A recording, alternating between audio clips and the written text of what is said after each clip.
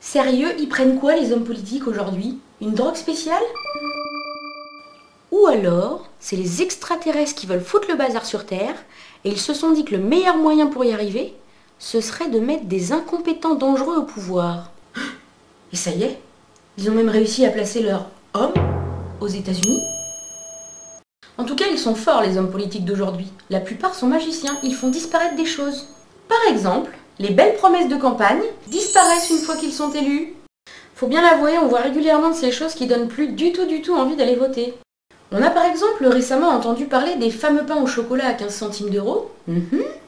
Et en fait, ce n'est qu'un aperçu de leur connaissance extrêmement pointue du terrain. Parce qu'à ce rythme-là, on se paye un voyage d'une semaine au soleil pour 80 €, vol en première classe inclus évidemment.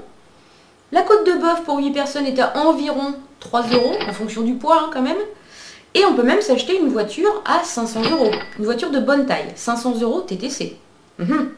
C'est sûr qu'avec leurs chiffres, le SMIC est déjà beaucoup trop élevé. Ils doivent plaisanter tous ces smicards quand ils disent qu'ils ont du mal à vivre avec si peu. Dans le même genre, tu as aussi cette femme politique d'un parti d'extrême droite qui se dit proche des gens et qui ne sait même pas combien de personnes habitent la région qu'elle représente. Et elle a le culot de te dire que ce n'est pas le plus important. Ah bah si, parce qu'en fait, si tu gères une famille de 2 enfants ou de 10 enfants, c'est pas du tout le même budget. Bah là, c'est pareil. Et puis on a le président actuel qui sort un livre dans lequel il crache sur à peu près tout le monde. Le livre s'appelle « Un président ne devrait pas dire ça ». Je confirme, il ne devrait pas. C'est pas possible, il les a pas faites de son plein gré ces confessions-là quand même. Il avait un couteau sous la gorge ou bien il parle pendant son sommeil et il y a plein de micros dans sa chambre? Je vois que ça en fait, hein. Ou alors, c'est un livre humoristique. Ça doit être ça. Je vous le dis, ils prennent de la drogue ces gens-là.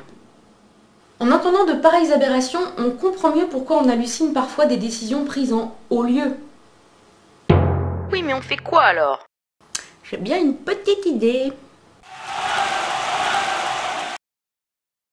Blague à part, même si c'est frustrant d'être obligé de voter pour le moins pire, c'est quand même peut-être un petit peu mieux que de se réveiller avec une méga gueule de bois qui va durer 5 ans parce que le plus pire aura été élu. Ce serait quand même ballot de se tirer une balle dans le pied, non? Alors réfléchissez bien quand vous allez dégainer votre bulletin de vote.